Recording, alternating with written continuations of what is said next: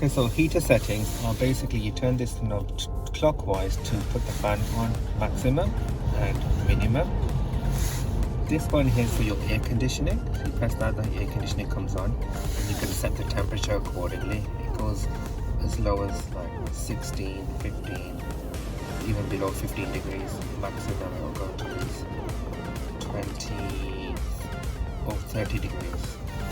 And this button is for internal air circulation. So if you're going through a really heavy traffic spot where there's lots of smoke outside, you press that so the air just circulates inside. But normally we leave it on exterior circulation for fresh air. This is just a fast eco button. This is the different settings where you want the air to come out from. So right now it's pointing to the feet, so the air is coming from my feet. If I press again, that's feet and from the windows. And it's from there if you want the air to come out from these air vents here to come on your face. And you press again, that's for face and the feet.